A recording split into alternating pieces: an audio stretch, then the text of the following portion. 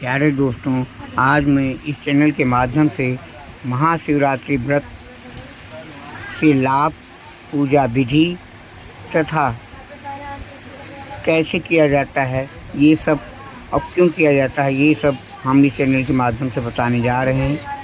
सावन शिवरात्रि व्रत 15 जुलाई 2023 को है।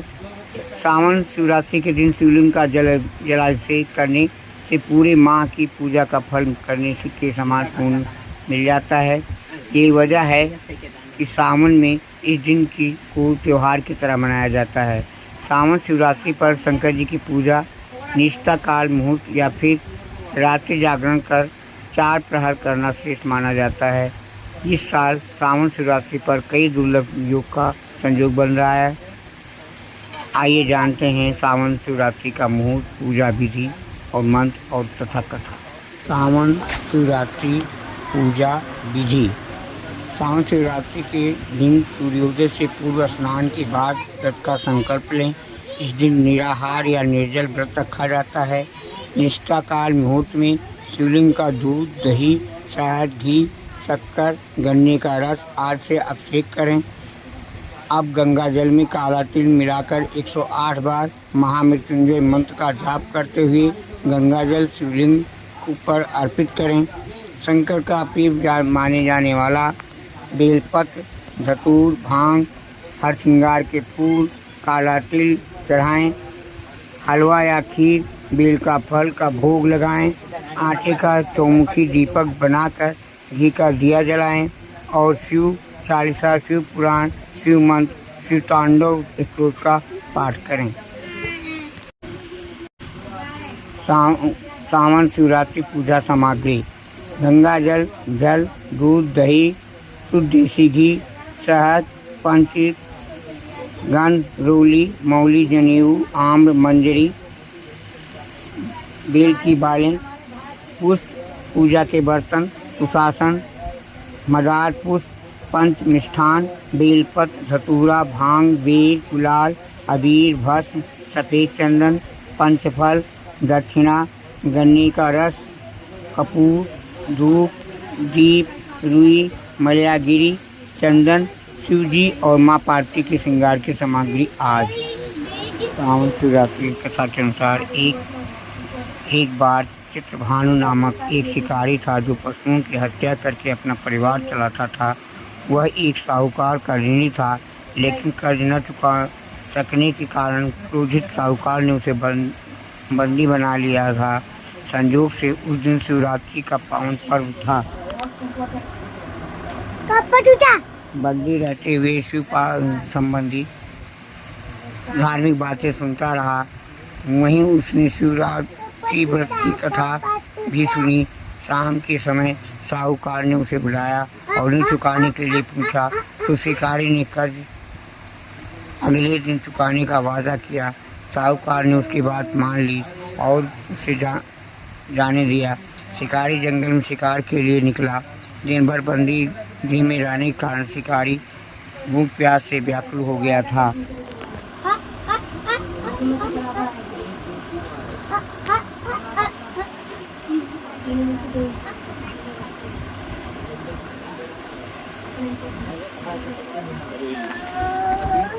सूर्यास्त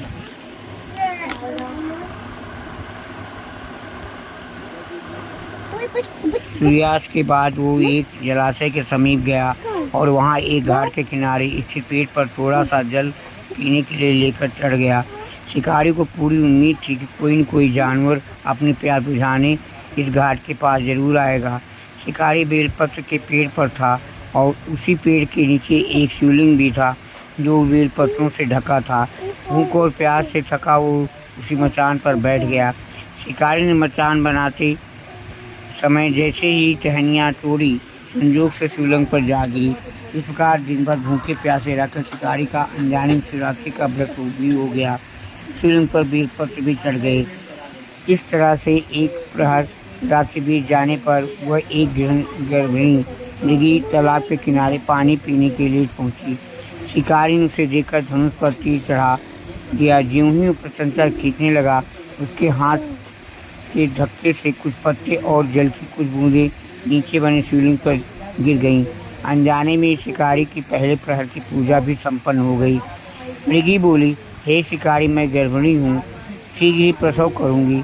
तुम एक साथ दो जीवों की हत्या का पाप अपने सिर पर न लो। मैं बच्चे को जन्म देकर शीघ्र ही तुम्हारे पास वापस आ जाऊँगी, तब मार लेना मुझे। शिकारी ने प्रशंसा ढीली कर दी और मृगी को जाने दिया। कुछ ही देर बाद एक और मृगी वहाँ से निकली। शिकारी ने उसे देखकर धनुष पर बाण चढ़ा दिया। इस तरह से शिकारी ने अनजाने में कुछ और बेलपत्र नीचे शिवलिंग पर जा गिरे। अनायास शिकारी की दूसरे प्रहर की पूजा भी हो गई।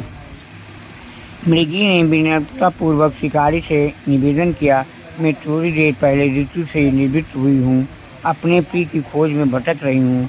मैं अपने पति से मिलकर शीघ्र ही वापस आ जाऊँगी। शिकारी ने उसे भी जाने दिया। दो शिकार को खोकर शिकारी चिंता में पड़ गया था। रात्रि का आखिरी प्रहर बीतने को था, तभी एक अन्य मृगी अपने बच्चों के साथ उधर से निकली। शिकारी ने उसे देख तुरंत धनुष पर तीर चढ़ा दिया। वो तीर छूटने को ही था कि मृगी बोली, मैं इन बच्चों को इनके पिता के हवाले करके लौट आऊँगी, इसमें मुझे मत मारो। शिकारी ने कहा, मैं सामने आए शिकार को कैसे जाने दूँ?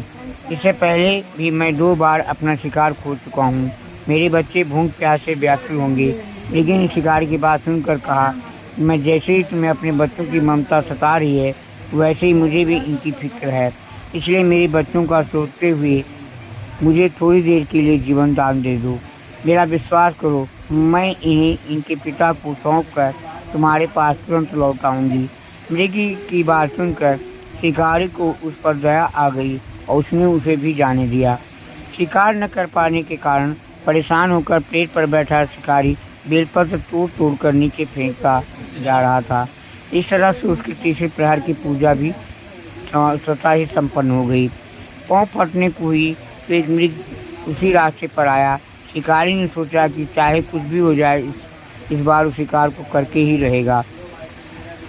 शिकारी की तनी प्रशंसा देखकर मृग ने विनीत स्वर में कहा, यदि तुमने मुझसे पहले आने वाली 3 मृगियों और छोटे छोटे बच्चों को मार डाला है, तो मुझे भी शीघ्र मार दो, ताकि मुझे उनके वियोग का दुख न सहना पड़े। मैं उन मुर्गियों का पति हूँ। यदि तुमने उन्हें जीवन दान दिया है, तो मुझे भी कुछ समय के लिए जीवन देने की कृपा करो। मैं उनसे मिलकर तुम्हारे पास उपस्थित हो जाऊँगा। मृग की बात सुनकर शिकारी ने मृग को सारी बात सुना दी। तब मृग ने कहा, मेरी तीनों पत्नियाँ जिस प्रकार प्रतिज्ञाबद्ध होकर गई हैं, वह मेरी मृत्यु से अपने धर्म का पालन नहीं कर पाएंगी। अतः जैसे तुमने उन पर विश्वास करके उन्हें छोड़ा है, वैसे ही मुझे भी जाने दो। मैं उन सभी के साथ तुम्हारे सामने शीघ्र ही उपस्थित होता हूँ।